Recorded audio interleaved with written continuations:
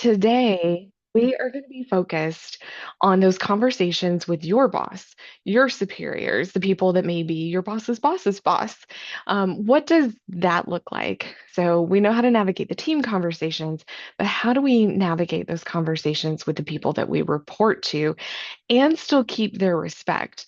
And it's this great conversation to have because no matter what it is that we're doing, no matter what conversations we're having, we want to be relationship centered and trust focused, whether that's our team or the people we're reporting to. So, what we're going to do is just take some of the concepts that we've talked about over the past few days and apply them to that particular audience, but nothing about the relationship and the trust and the credibility and preserving all of that between you and one or more people, none of that changes.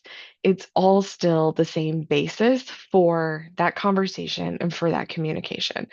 So let's say that you disagree with someone. Maybe it's your boss, maybe it's a board, maybe it's someone that you need approval to do something from. And in your head, you're thinking, is this worth it? Do I just nod and move on? Do I let it go? Do I pretend like this isn't really an issue or a problem? And that is kind of what we talked about yesterday when we cave to the tension from the people on our team. It's an avoidance thing. And it's still an avoidance thing if it's applying above us as well, right? The leaders that get trusted in bigger rooms with bigger teams and with more responsibility are the ones that are not yes men or women. We don't want to just say yes to everything. We need to be able to disagree, but disagree well, right? I made a post on social media yesterday asking for some people's opinions, and one person came in out of left field. And now this is actually someone I've known from middle school, but she was like, I'm sorry, I don't like any of these, and I don't think any of them are accurate. It's a new logo design. And she's like, sorry, but I got to keep it real, and I know you appreciate that. And she's right, I do. I don't want someone who's just giving lip service. I want genuine, authentic feedback. Good leaders should want that for themselves, and the people that you report to hopefully are wanting that as well. So, disagreeing is not a problem. That's not something we need to avoid. We just need to do it well, right?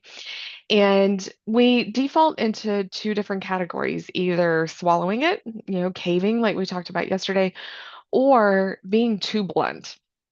That is usually me. I'm usually the one that is entirely too blunt. I just say the thing. I have developed and honed the skill to do this better, but I didn't start there. This is not, I had to really get some coaching on effective communication, which is, why I can be able to pass it on to you so well. Being blunt is great, but we need to be effective in our communication, and just being too blunt is not often going to work unless you're a person like me that really likes that, right? Um, Avoiding it can feel safe, like an easy out. It's not.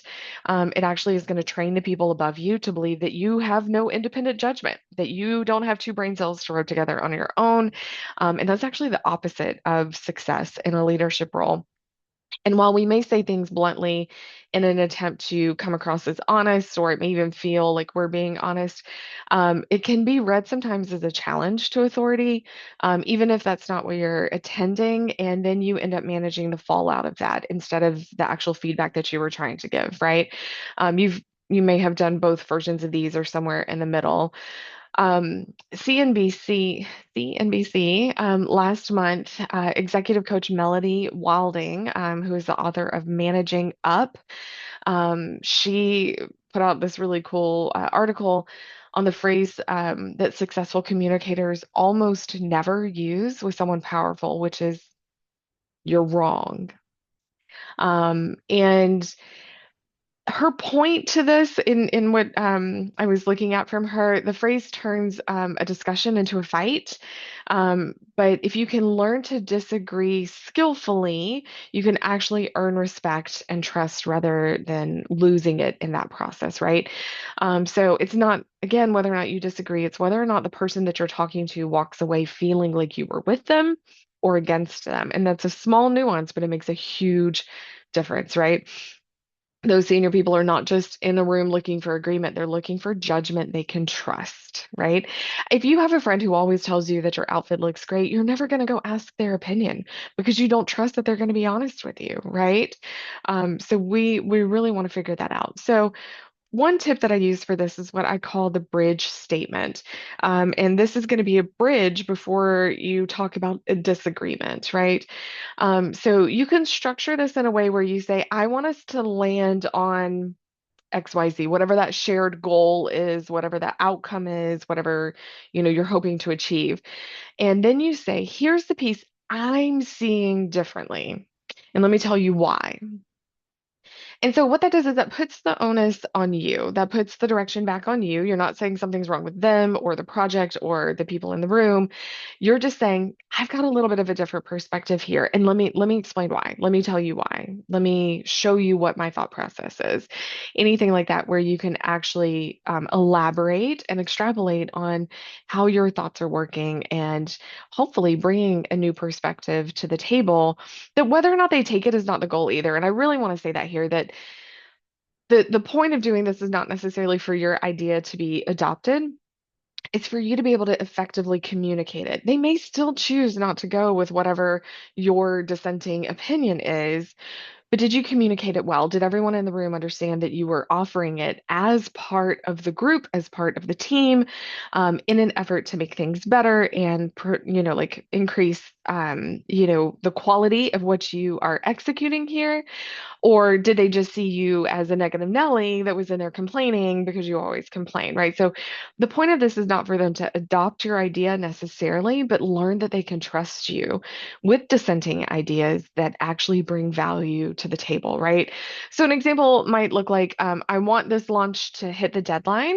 That's, very important to me, but here's what I'm worried with the current timeline that we're not accounting for, and then you go on and explain it, right? So that might be just kind of a generalized random example, but it allows you to say, here's what I'm thinking.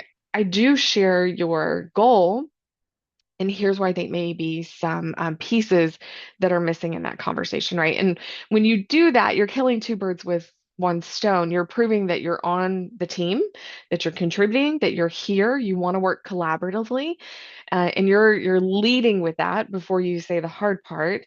And then it makes the disagreement about the work and not about who's right and wrong. You're not getting in a tit for tat.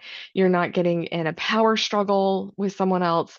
You are actually just communicating the issue at hand and removing kind of the other feelings that go along with that. So this can be a really powerful tool for you to be able to use, especially with your superiors, in an effort to collaborate well, but also maintain that trust and build that credibility with them over time, right? People that get trusted with bigger rooms, again, are not the ones that agree all the time with everything. They are the ones who disagree, but disagree well in a way that makes leaders lean in and want to know more and learn more and work with you instead of just shutting the whole thing down, right?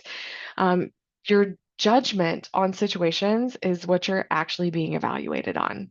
So I encourage you to use it, leverage it to your advantage.